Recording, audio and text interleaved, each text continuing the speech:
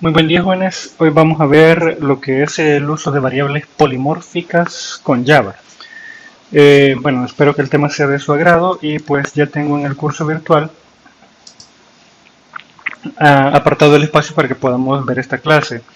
Uso de variables polimórficas. El objetivo es utilizar código de manera eficiente y agilizar el mantenimiento del código de un sistema ya entregado a una empresa. Aquí están las diapositivas de la clase, ¿verdad? Es un archivo en línea. Y bueno, el objetivo de las variables polimórficas es darle agilidad al código que ustedes realizan y darle una facilidad para que varias clases que son derivadas de una clase base puedan ser utilizadas de una forma conjunta. Ya conocen ustedes lo que es el polimorfismo, en donde una función, dependiendo de los parámetros que tiene, puede ser invocada a realizar un comportamiento u otro. Entonces ahora tenemos el comportamiento polimórfico, pero entre diferentes clases. Eso es distinto. Si yo tengo una clase de vehículo, y de esta clase de vehículo se derivan tres clases, como avión, yate y automóvil, entonces esas tres clases derivadas pueden ser trabajadas bajo una misma... Estos tres objetos pueden ser trabajados bajo una misma variable. Cada uno de estos objetos los podemos cargar en una variable declarada de tipo base, de tipo la clase base. Entonces pueden ser asignadas, no importa cuál objeto se utilice, ya sea vehículo, avión o yate, los tres pueden ser manipulados por una misma variable. Entonces eso facilita la utilización del código o la programación. En un caso futuro pudiera darse de que vamos a incluir en la empresa la manipulación de un vehículo minutero. Entonces no va a ser necesario hacer de tantas modificaciones al código porque lo único que vamos a hacer es crear el objeto derivado carrito de minutas y internamente el código lo va a manejar de la misma manera y no va a haber que modificarlo. Porque la clase base es la que funciona como variable polimórfica. En este caso le va a ser indiferente si le enviamos un vehículo, si le enviamos un yate o le enviamos un carrito de minutas. En cualquiera de los dos casos, retornar el número de serie del vehículo va a ser lo mismo. Que el número de serie para calcular el de un avión es diferente de cómo encontrar el número de serie de un carrito de minutas, sí, pero para eso es polimórfico. Dependiendo de cuál sea la variable que estamos utilizando, el objeto que estamos pasando como parámetro, así va a trabajar la función.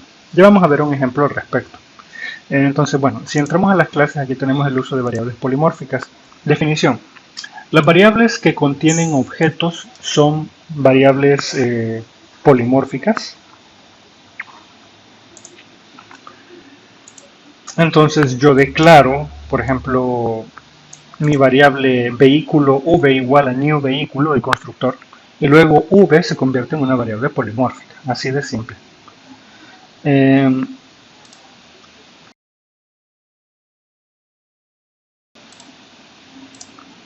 Se refiere al hecho de que una misma variable puede contener objetos de diferentes tipos. Entonces yo tengo una variable vehículo, le puedo cargar yate o le puedo cambiar carrito minutero. El polimorfismo aparece en los lenguajes orientados a objetos en numerosos contextos. Las variables polimórficas constituyen justamente un primer ejemplo. Observemos la manera en que el uso de una variable polimórfica nos ayuda a simplificar nuestro método listar. El cuerpo del método es, aquí tenemos un for, y esta es una forma muy parecida al for each que se utiliza en JavaScript. Entonces, en donde la nomenclatura no es utilizar punto y coma y declarar una variable inicial, no. Sino que simplemente este sería el nombre de la clase, este sería el objeto temporal a crear, y luego le colocamos dos puntos, y aquí colocamos un array list que sea de tipo clase, de la misma tipo de la clase. Por ejemplo, de este tipo de clase puede ser un array list. Entonces este array list ya tiene previamente datos cargados.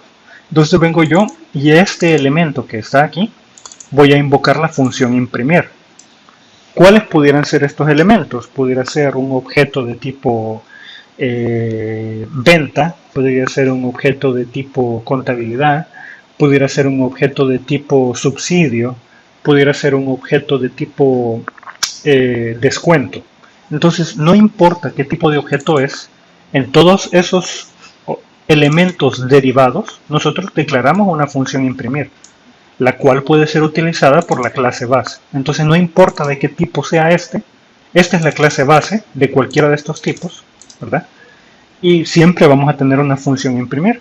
En el caso de vehículo, digamos que este es un elemento de tipo vehículo.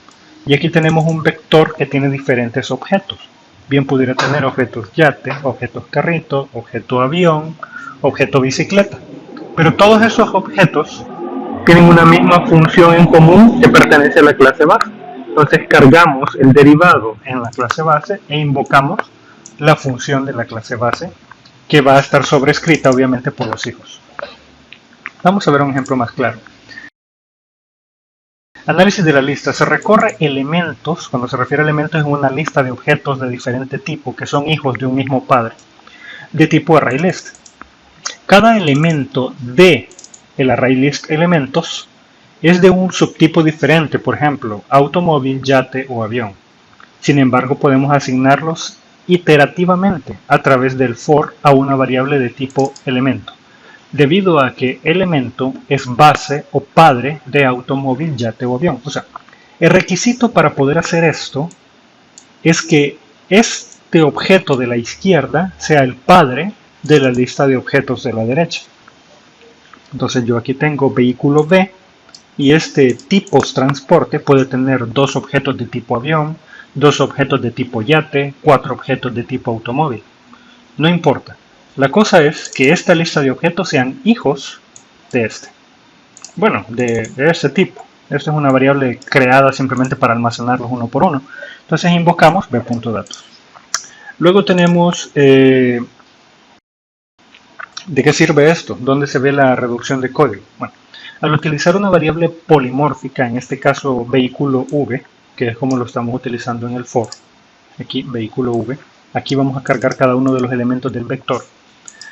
Entonces, dentro de un for evitamos tener que realizar un for para cada subtipo de vehículo. Por ejemplo, si no hiciéramos uso de variables polimórficas, que es este ejemplo, esta es la variable polimórfica, se adapta a las diferentes formas del vector. En este caso estamos haciendo una programación ineficiente, porque aquí tenemos que declarar un for para cada uno de los objetos. Entonces hay que hacer un for para la lista de automóviles, hay que hacer un for para la lista de yates, hay que hacer un for para la lista de aviones, y luego tiene que recibir un objeto de tipo automóvil, yate o avión. Ahora, y los tres tienen la misma función, obtener los datos o información del vehículo o del automóvil. Entonces, ¿qué sucede? Imagínense que incluso es importante el orden de llegada de los elementos, ¿sí? Aquí estamos arruinando el orden. Primero vinieron 2 aviones, después vinieron 2 yates y después vinieron 5 automóviles. Y si lo hacemos así, forzamos de que el orden de llegada no se respete y tendríamos que utilizar métodos algorítmicos distintos para reordenar la salida de estos datos de una manera congruente como lo quiera el cliente, ¿verdad? En cambio, al hacerlo así como llegaron los diferentes tipos de vehículo, pues así se van mostrando los datos. Se mantiene incluso ordenado. Entonces, bueno, aquí tenemos un ejemplo práctico. Tenemos la clase vehículo, ¿verdad? Que tiene el nombre. Y luego tenemos el constructor vehículo. Y luego tenemos los datos, se retornan los datos, ¿verdad? Luego, bueno, lo podemos ir haciendo. Creamos un nuevo proyecto. Variables polimórficas. 1. Vale. Entonces vamos a crear aquí nuestro source package. Podemos colocar un JFrame form para que lo vayan conociendo. Y aquí podemos utilizar principal. Es más fácil. Bueno, aquí tenemos principal. Y podemos crear una nueva clase. Un nuevo paquete. Nuevo package. Clases. Y aquí en clases vamos a crear una nueva clase. Una Java class. Que la podemos llamar vehículo.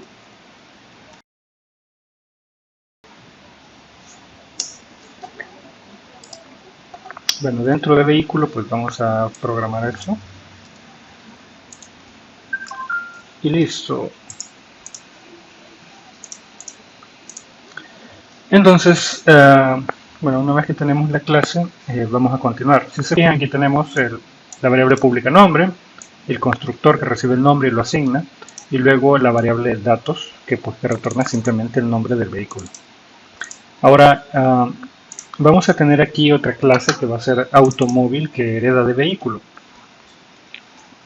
Entonces creamos otra clase que se va a llamar automóvil. Y esta pues hereda de vehículo.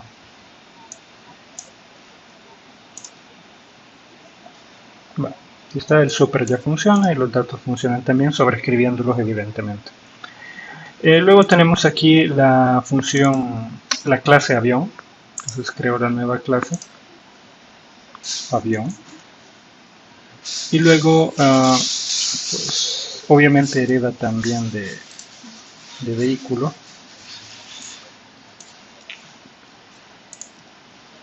Listo. Y por último, tenemos nuestra clase yate.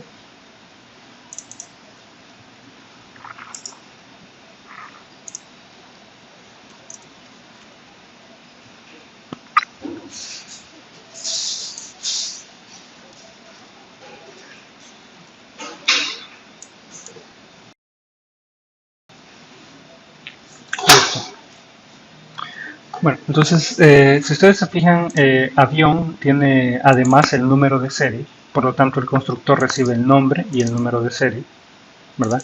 En el super enviamos el nombre y localmente manejamos el número de serie. Luego los datos retorna el nombre más el número de serie del avión.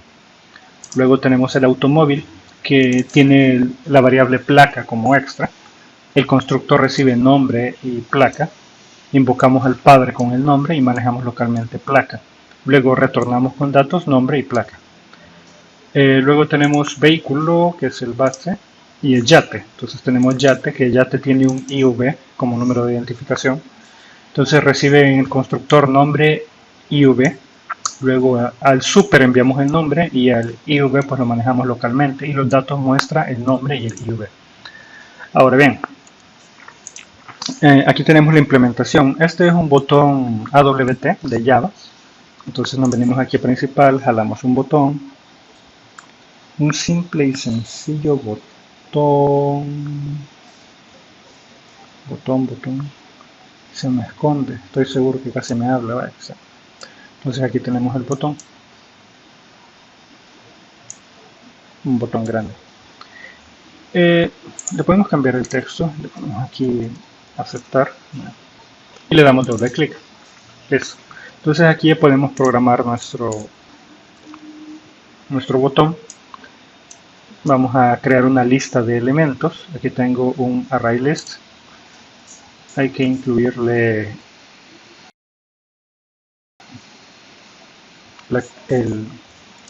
las clases. O sea, aquí arriba hay que incluir el paquete clases. Bueno, hay que incluirlas todas, la verdad. No solo vehículo. Entonces, va. Así incluimos todas las clases: automóvil, avión, vehículo y yate. Y hay que incluir también el array list, ¿verdad? ¿Está? Y hay que incluir el JOption pane. Aquí está el import. Entonces necesitamos estos tres importes para que funcione. En dado caso nuestro paquete de clases se llame clases, ¿verdad? Ahora, si estas clases se declararon en el mismo paquete donde está la ventana, pues no tienen que invocar ninguna paquetería. Bueno, entonces, ¿qué es lo que tenemos aquí? Tenemos un vector de vehículos, que es pues evidentemente la clase base, y aquí creamos nuevos elementos. Este es un nuevo automóvil. Aquí tenemos el nombre y la placa. Este es un nuevo yate con el nombre y el número del yate. Un avión con el nombre y pues esta es una variable distinta, el IV creo que era. Vehículo español. Y este es un objeto de tipo clase base, también lo manipula. Extraño 1. Luego tenemos automóvil B3 con su placa. Entonces tenemos diferentes elementos en diferente orden que pertenecen al vector. Luego, posteriormente, tenemos un for. Este for pues hace un recorrido de tipo, declara una variable v de tipo clase base vehículo a un vector vehículos, aquí está, de tipo ArrayList vehículo, que es la clase base. Entonces, pero nosotros a la hora de ingresarle los elementos, utilizamos elementos más avanzados, que son los elementos derivados, las clases derivadas, los hijos. Luego hacemos un JOceanPaint y mostramos un diálogo de mensajes y imprimimos b.datos. Ahora, de la clase vehículo, b.datos muestra nada más el nombre. Pero ¿qué pasará si invocamos b.vehículo de un automóvil, de un avión o de un yate? Que en el hijo está modificado, pero en el padre no. Entonces vamos a ver cómo funciona. A ver si no se me queda algún pedazo de código. No, está ahí. Vale, entonces corremos la aplicación.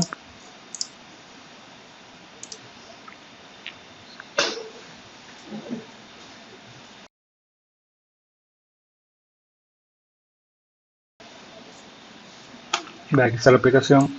Le damos a aceptar. Y bueno, aquí vamos a ir viendo lo que me va a mostrar. Aquí tenemos, me muestra el nombre del automóvil y su placa. La clase base no mostraba la placa, sin embargo, esta V de aquí es de tipo vehículo, clase base. ¿Por qué está corriendo la funcionalidad de la clase hijo? Luego tenemos el yate 1 con su número de yate. Luego tenemos el A1 con su número de avión. Luego tenemos un vehículo, que es la clase base misma. En este caso sí solo muestra el nombre.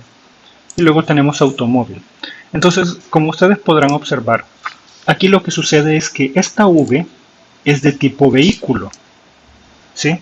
Pero se le ha asignado un elemento de tipo, en el primer caso, de tipo automóvil, que es automóvil. Automóvil tiene una herencia de vehículo. Ahora, en automóvil se muestra nombre más placa, pero esta variable vehículo, en su definición no muestra nombre más placa, sino que muestra solo nombre. Entonces, básicamente aquí lo que sucede es que el padre, al recibir una variable de tipo hijo, él adopta la funcionalidad del hijo, ¿verdad? Permitiendo así que no importa qué objeto se le pase como parámetro, dentro del for lo va a tratar igualmente.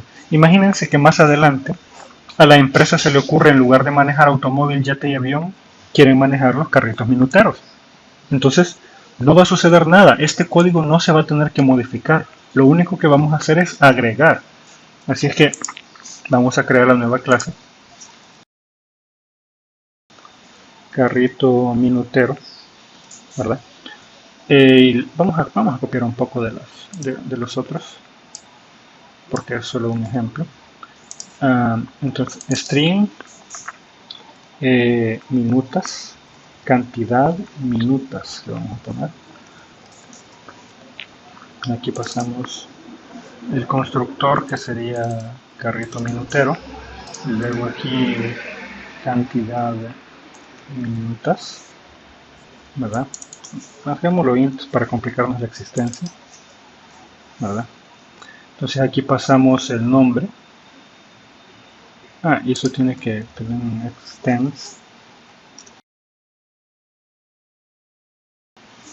extend de vehículo. Ahí está. Y luego cantidad de minutos se le debe pasar como parámetro a cantidad de minutos. Y luego a la hora de imprimirlo, vamos a imprimir el miembro de clase, ¿verdad? Y listo, debería funcionar. Entonces aquí no cambia nada, simplemente creamos la clase y a la hora de implementarlo, pues no hay que cambiar nada. O sea, lo único que tenemos que hacer es a lo sumo agregarlo, ¿verdad? Como miembro del vector.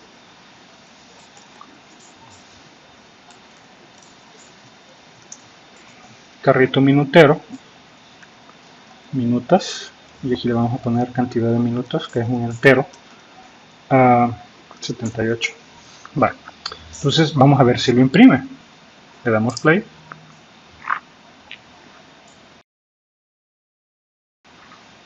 Tenemos aceptar. Bueno, primero empieza con el primero que es vehículo 2, luego yate 1, luego A1, luego extraño 1, luego el automóvil B3 y por último las minutas 78. Ahí está, minutas 78. Entonces, ¿cuál es la facilidad que da esto? Que podemos agregar nuevas clases y objetos hijo y en el código principal que manipula a todos los hijos de un padre no se va a tocar nada. Entonces esto facilita la programación, automatiza el desarrollo y los hace más productivos y más eficientes para sus clientes. Ahora bueno, sigamos con las diapositivas. Enmascaramiento de tipos. Ya conocemos la herencia entre clases donde la clase original es conocida como padre, supertipo o clase base y las clases heredadas son conocidas como hija o subtipo. A raíz de esto se pueden hacer intercambios de objetos de clases donde los hijos pueden ser contenidos por los padres. Es la explicación del código que acabamos de ver. Los padres pueden contener al hijo porque llena todos sus datos, pero los hijos no pueden contener a un padre porque evidentemente el hijo requiere más datos de los que el padre tiene. Para el ejemplo veamos el código que teníamos aquí. ¿Quién es el padre? Vehículo. ¿Cuántos datos maneja? Nombre. ¿Quién es el hijo? Automóvil. ¿Cuántos datos maneja? Nombre y placa. El nombre lo maneja por el extens que tiene del vehículo, por la herencia, ¿verdad? Pero maneja dos datos. Entonces un vehículo pues difícilmente pudiera contener a un automóvil. Entonces sí es asignable, pero hay una pérdida de datos. Entonces, como podemos ver aquí en el código, pues se está implementando exactamente lo que está diciendo. O sea, un hijo se le entrega como parámetro a un padre. Sí se puede, pero se pierden datos. Entonces, ejemplo de enmascaramiento. Aquí tenemos, por ejemplo, usando las clases del primer ejemplo, tenemos vehículo B igual a new vehículo, luego automóvil A igual a new automóvil. Entonces, B puede, la base puede contener a A, el vehículo puede contener a un automóvil, pero un automóvil no puede contener a un padre. ¿Por qué? Porque el padre no puede llenar todas las variables que tiene el hijo. Entonces, el padre tiene nombre, pero no tiene en automóvil placa. Entonces, si yo le quiero asignar un padre que tiene nombre a un hijo que tiene nombre y placa, no puede, porque el padre solo podría llenar los datos correspondientes al nombre. Por lo tanto, es incongruente. Ahora, podemos copiar esto y ver cómo funciona, ¿verdad? Nos venimos aquí a esta parte y nos pasamos a modo diseño. Agregamos un nuevo botón. Aquí le podemos colocar enmascaramiento.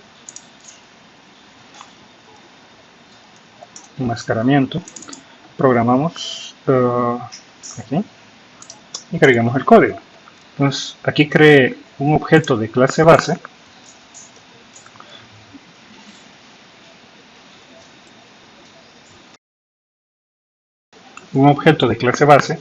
este es un objeto de clase hijo de esta base y luego cuando quiero al padre asignarle el hijo se puede porque al hijo le podemos quitar las variables propias del hijo, pero cuando lo quiero hacer al revés no se puede porque al padre no le podemos inventar variables para que quepan en el hijo, ¿verdad? Entonces esa es la situación. No es necesario darle play porque esto no va a hacer nada realmente. Solamente se está mostrando el hecho que es inasignable a la inversa. Un padre no puede quedar contenido en un hijo. Luego tenemos retorno al hijo desde el padre. Vaya, vamos a ver el código. Forma para retornar un valor de un padre que previamente fue recibido de un hijo. En este caso, yo aquí estoy asignando un padre a un hijo y da error. Pero no daría error si previamente este padre tuviera guardado otro hijo. Ya vamos a ver. Entonces para este caso yo tengo mi automóvil que hereda de vehículos. Y bueno, pues aquí tengo nombre, placa, ¿verdad? Es justamente el código que ya tenemos. Luego lo que vamos a hacer en el botón es que vamos a crear un vehículo y un automóvil. Bueno, vamos a copiar eso. Y lo vamos a pegar justo aquí. Entonces creamos un vehículo. Creamos un vehículo, ¿verdad? Que es de clase base. Y creamos un automóvil que es de clase hijo. Luego al automóvil le vamos a guardar información extra. Vamos a crearle la variable public string extra info, ¿verdad? Entonces, ahora ya podemos guardar la extra info aquí. Ahora, ¿qué sucede? Automóvil, que es el hijo, sí puede contener al padre haciéndole un casting, así, no como estaba antes. Antes simplemente lo igualábamos. Todo lo que hacíamos era que V era igual a A, y ya. Pero en este caso V es igual a A, pero en este caso se hace un cast. Entre paréntesis se coloca el nombre de la clase hija. Esta es la variable padre de tipo vehículo y sí, en este caso sí puede contenerlo. Ahora, ¿qué va a pasar si A2, que contiene a vehículo, el cual no tiene declarada extra info, pero vehículo previamente ya había sido cargado con los datos de A? ¿Sí? O sea, aquí lo que va a suceder es que A no se le borraron los datos. Cuando A fue enviado al padre, a vehículo, cuando automóvil fue enviado a vehículo, vehículo no puede acceder a los datos de extra info, pero no se borraron, sino que quedaron asociados en la memoria. Entonces, cuando se retorna del padre al hijo a través de este casting, el racimo de información que había quedado oculto en el padre ahora es visible nuevamente. Por lo tanto, A2.extraInfo va a poder mostrar la información que originalmente tenía A. Entonces debería quedar datos quedan fuera. Le damos play a la aplicación y le damos enmascaramiento y datos quedan fuera. Entonces los datos en el padre, mientras lo está utilizando el padre, queda enmascarada la información, queda oculta. Y cuando regresan a la clase hijo, entonces se descubren nuevamente. Luego tenemos retorno al hijo del padre, ¿verdad? Y aquí está el ejemplo. Bueno, aquí tenemos un par de ejercicios para que ustedes practiquen en su casa y entiendan más el tema de variables polimórficas. Suponiendo una empresa de productos farmacéuticos requiere que su equipo de desarrollo cree una aplicación que permite realizar ciertas acciones de sus medicamentos, como la recolección de información con sus medicamentos, como la recolección de información y genere procesos diferentes para cada nuevo medicamento tipo. Pruebas de salubridad, restricciones de venta y distribución, variaciones de precio en descuentos dependiendo de variables que se establecerán a cada nuevo medicamento y los ya existentes. Se requerirá una clase base de medicamento y al momento de entregar la aplicación se tendrán 3 medicamentos ya establecidos con sus características de prueba de salubridad, restricciones y variaciones de descuento. Descuento 1, descuento 2, etc. Las clases hijas serán medicamento 1, 2 y 3. 2 meses después de la puesta en marcha del software aparece un nuevo tipo de medicamento que denominaremos medicamento Z. Desarrollar una estructura de software que altere de forma mínima o ninguna el código main o ventana principal a la hora de agregar una nueva clase programada que defina los nuevos procedimientos. Si encuentra una manera diferente y mejor de resolver ese problema, resuélvalo de esa forma y plantee su explicación. Bueno, eso es todo. Aquí están unas referencias digitales para que puedan disfrutarlas y pues pasen un feliz día y realicen la actividad para que puedan entender mejor el tema. Adiós.